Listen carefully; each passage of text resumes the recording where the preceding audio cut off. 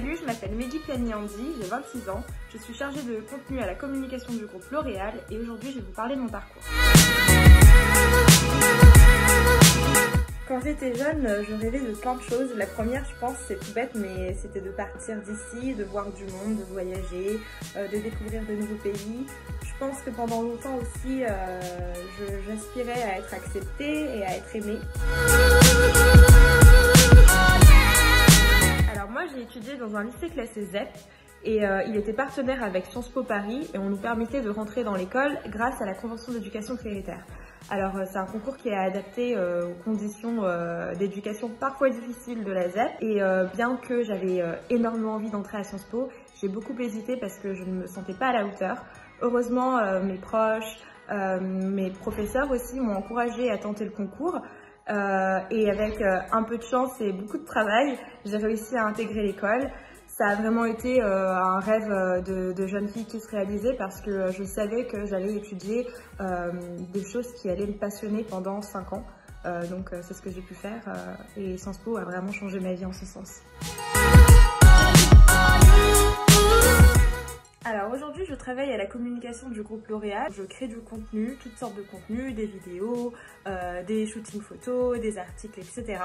Mais vraiment je trouve que ma vie ne se résume pas à mon job chez L'Oréal parce qu'en temps normal, sans Covid, j'adore voyager, j'adore rencontrer de nouvelles personnes, j'essaie de faire plein de choses différentes, d'écrire. Je fais un peu de mannequinat aussi, j'ai eu la chance de participer par le plus grand hasard au concours Miss France. Du coup ça m'a ouvert des portes dans le mannequinat, chose que je n'aurais jamais imaginée. Donc voilà, je trouve que c'est aussi important de faire plein de choses au-delà de son job et de s'épanouir de plusieurs façons, intellectuellement et humainement. Et je suis satisfaite de la réponse. Je pense que ce qui me rend le plus fière aujourd'hui, c'est ma mentalité.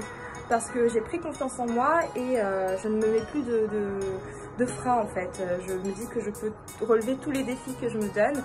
Évidemment, je me le suis prouvé par le passé avec certains grands accomplissements. Mais par exemple, avoir intégré Sciences Po et avoir été diplômée, c'est pas une fin en soi. L'important, c'est de pouvoir se dire demain, j'ai un nouveau challenge, je le relève et je ne me mets pas de limites. Donc c'est quelque chose qui me rend très fière et mon entourage aussi, être capable de préserver mes amitiés, de préserver mes relations, d'en créer de nouvelles, c'est quelque chose qui me rend fière parce que c'est du travail et c'est très important d'être bien entouré dans la vie.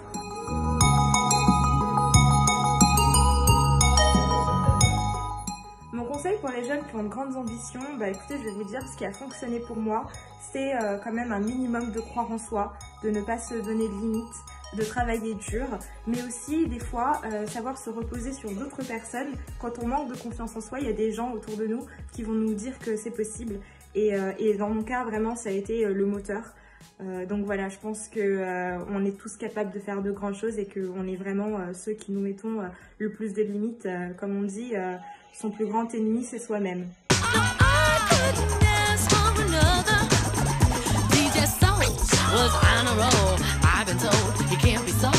He's not vicious or malicious, just lovely and